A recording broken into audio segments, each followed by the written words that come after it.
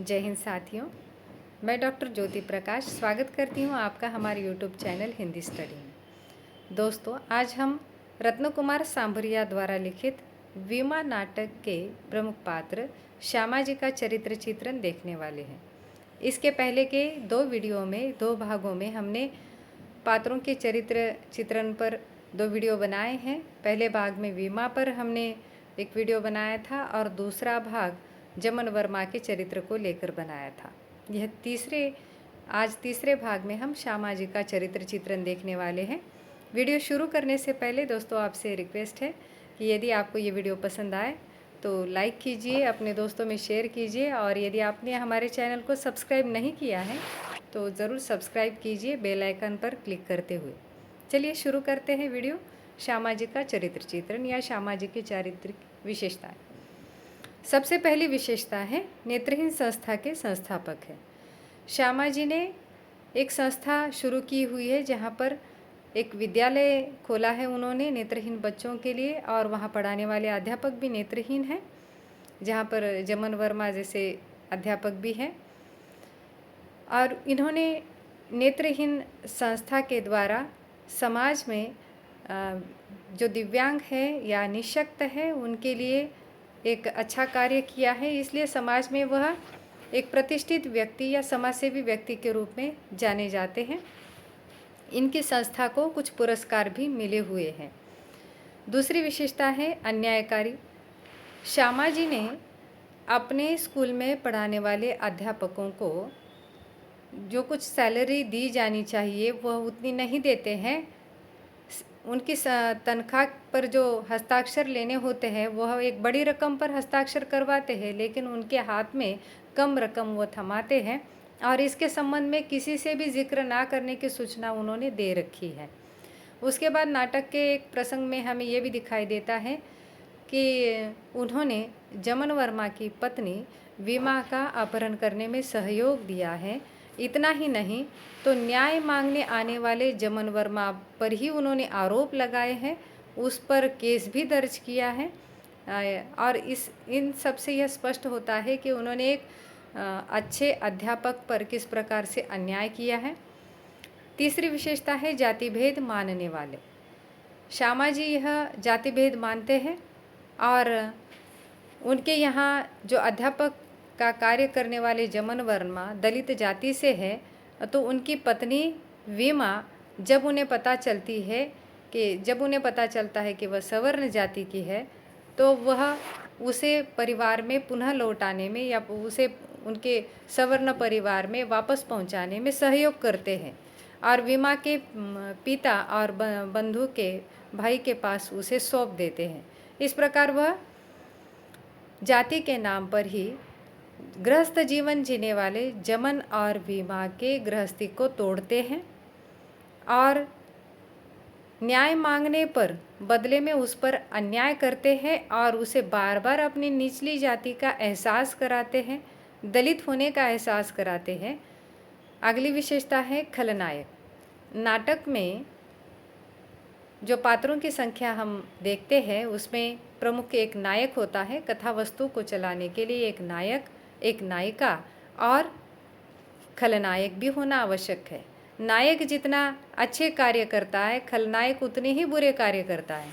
तो यहाँ पर हमें श्यामा जी का व्यक्तित्व खलनायक के रूप में नज़र आता है, जो अपने संस्था के अध्यापकों पर अन्याय करता है, जो जाति भेद को मानकर भी उसके आधार पर एक सीधे सरल व्यक्ति के जीवन में किस प्रकार से कई समस्याएं खड़ा करता है। निःशक्त जमन वर्मा को अपने स्कूल से निकाल देता है। ऐसे उनके सारे कार्यों से यह स्पष्ट दिखाई देता है कि श्यामा जी जो है वो नाटक में खलनायक की भूमिका में है। अगली विशेषता है सूझबूझ से काम लेने वाली। जमन वर्मा जब अपनी वीमा के अपहरण की बात श्यामा जी से करते हैं और मदद की पुकार करते हैं उनसे, तो श्यामा जी अपने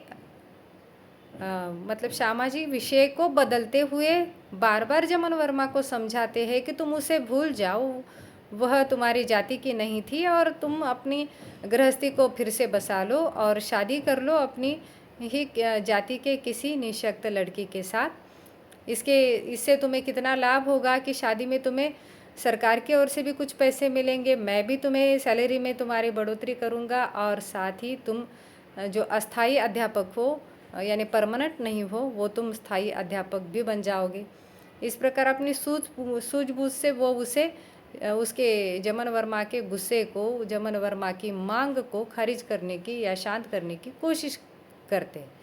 और सामने उनके कार्यालय में जो वीमा के पिता और भाई बैठे हुए हैं और वो आग बबूला होकर जमन वर्मा को मारना चाहते हैं, तो वहाँ बहुत शांति से उन्हें समझाते हुए, अपनी सूझबूझ का परिचय देते हुए इस समस्या से निजात या छुटकारा पाने की कोशिश करते हैं।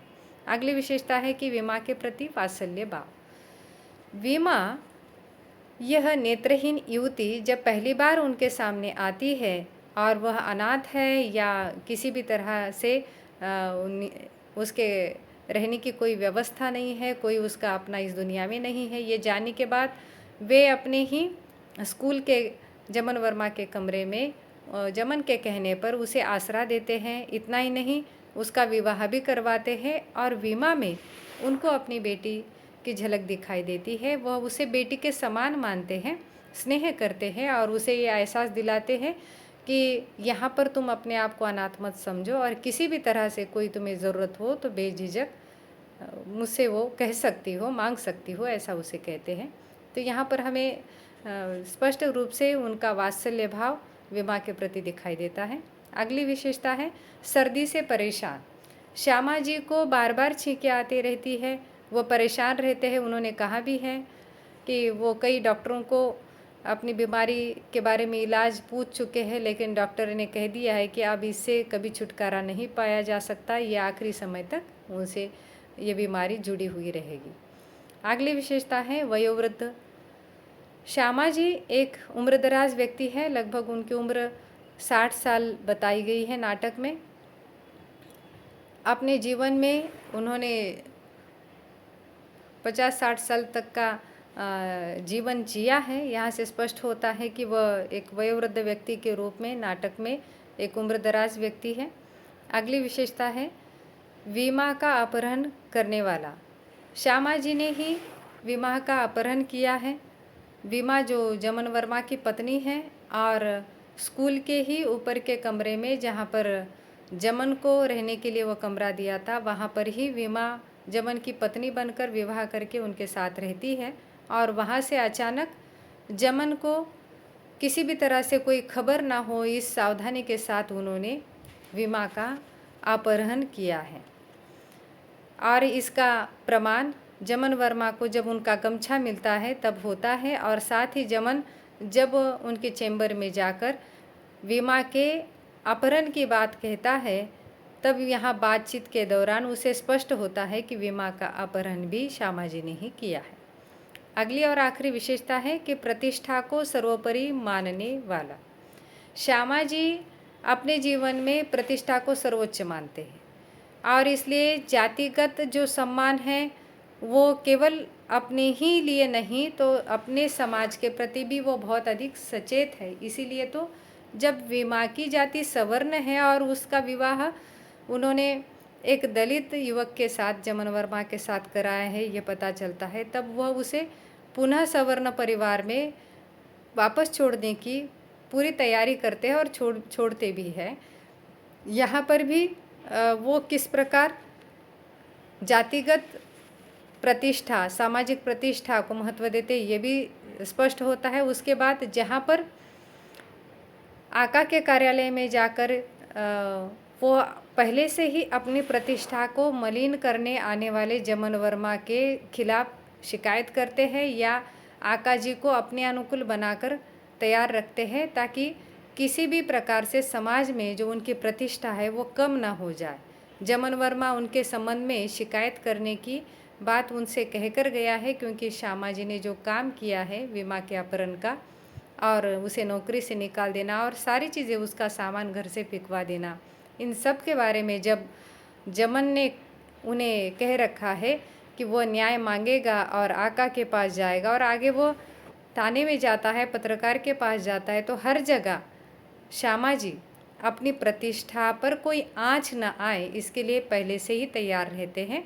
तो इन सारी चीज़ों से स्पष्ट होता है कि वो अपने जीवन में सामाजिक प्रतिष्ठा को या अपनी प्रतिष्ठा को समाज में अपनी प्रतिष्ठा को कितना अधिक महत्व देते हैं।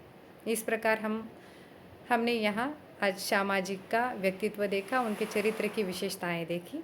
दोस्तों फिर मिलेंगे एक अलग विषय के साथ अगले वीडियो में, तब तक के लिए नमस्कार।